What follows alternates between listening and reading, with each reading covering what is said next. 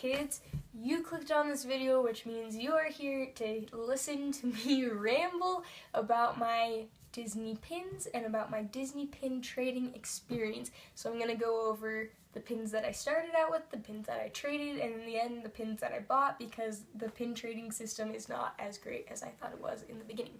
So if you are a pin lover, I'm here for you, and we'd probably be best friends if we ever met. So I started my journey very confused. I just walked into a shop on the main street in California Adventure on my first day. It was Tuesday. Didn't know what to do. Was kind of overwhelmed by all the starter packs. Luckily, the lady behind the counter just said, pick a lanyard, pick a starter pack of 7 pins that you don't really like, and get trading. So I did. I got this kind of classic lanyard, has Disneyland on the back, Tinkerbell and the castle on the front, and the Disney Villains pin pack. This had 7 pins with these villains: Scar, Ursula, the Queen of Hearts, Hades, Captain Hook, Cruella de Vil, and Maleficent. My thought process when getting this pin pack was, people like villains, but I don't love villains, so people will want to trade, but I won't feel bad about trading. What I didn't take into account was that to trade with other people, you would have to approach other people, so this strategy was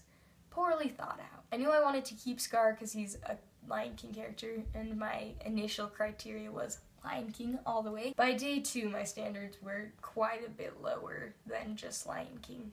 Quite a bit lower. I knew that I wanted to get rid of the Queen of Hearts, so the first pin board that I saw, I traded her out for a little Chip from Chip and Dale. This is where I had some trader's remorse, because she was a pretty high quality pin. Lots of colors, fairly big.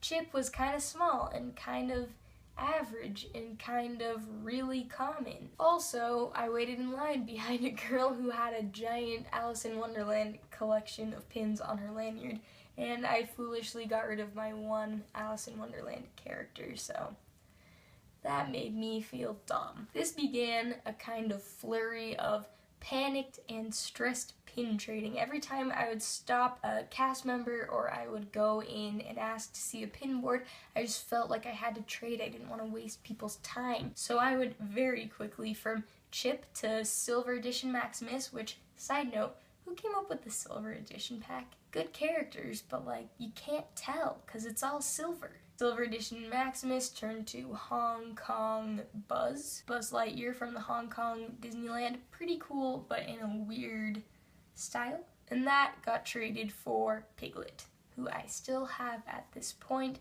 Very basic Piglet, very cute. And that's all the trading I did that day. Just that one pin place. I just traded and traded and traded and got a little discouraged because I was not seeing any of the quality of pins that I had expected. They were all just kind of meh pins. They were characters that I'd never seen before or barely knew. They were weird styles. I was just pretty discouraged. Not the pins that I'd expected, because I was way too optimistic. I'd almost accepted that I was just going to leave Disneyland with a lanyard of villains and Piglet. The next morning, Wednesday morning, my mom bought me this cuddle party pin because it was super cute. I super love otters, and my parents like to humor me, so that day I made 2 trades. I nixed Maleficent, and I got a Tinkerbell that was round, and she was sitting on the beach, and she was kind of like feeling her hair.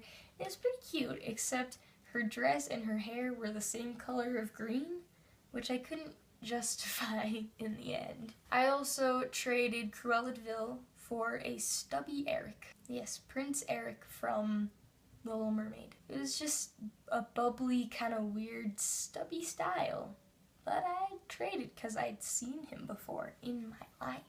I, once again, was fairly discouraged, but I powered through, and I am so glad that I did, because the next night, Thursday night, as I was scampering into California Adventure to the Cars ride, I looked to my left, I saw an Oswald store. I thought, well, gee dang, they probably have pins.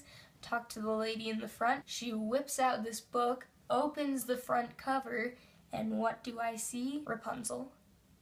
The Rapunzel, my favorite, Princess Rapunzel, full body, sparkly dress, good condition, classic style. I was blown away. This was the first princess that I'd seen, and my favorite princess to boot. So out went green-haired Tink, because farewell, and in came the pin of my dreams. My faith was restored in the pin trading system. I went to another store that day where there was an employee, and I asked if she had pins to trade, and she was like, "Oh yes, I have mystery pins." And I was intrigued. My brother also had pins in this whole debacle.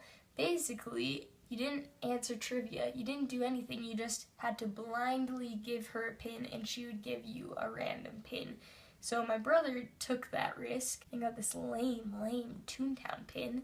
So I was not having anything to do with that. She did have a good point. The point of pin trading is to interact with other people, and every pin has a story, but I was not going to give away a pin blindly. Later that night, I traded out Stubby Eric for Diamond Ariel. Pretty good pin. I got that from a cast member. That night, I also ventured into downtown Disney with my family, where I ran across the black market of pins, which I would not recommend. It's basically just kind of old men with tons of pins that are all really cool, but they don't want to trade with you because, in their words, you don't have any good pins. Except for Cuddle Party. I wasn't getting rid of Cuddle Party. I'm emotionally invested in Cuddle Party. That was a giant bummer because an old man told me that my pins were garbage. But I kind of worked my way through it, decided no one tells me if my pins are good or not. They're my pins. Every pin has a story, just as kind of crazy mystery pin lady said. But if you're not super invested in the pin trading game and you don't have super rare pins, don't mess with them. It'll make you sad because they have all the pins you want, but you can't have them because your pins are garbage. Later that night, I also traded out Captain Hook for Maximus's face. Not silver this time, just his face. I was still shaken from the black market experience. The next day was, in fact, the last day. I made 2 trades. I got rid of Maximus's face for a Winnie the Pooh in the same style as my Piglet, and I traded my Hades pin for my Zazu pin, who is the advisor from Lion King, who's like a toucan. Pretty good day, but I didn't have all the pins that I'd gone in wanting, so I bought some pins as well. I got a pack with Flynn Rider and Maximus that I put next to my Rapunzel, and I'm very, very happy about. I got 1 pin that has Timon and Pumbaa. Timon is wearing his Hawaiian skirt from that time when he was singing about how you can be a big pig too. Woo! I love Timon and Pumbaa. I love Lion King 1.5 because it's about Timon and Pumbaa.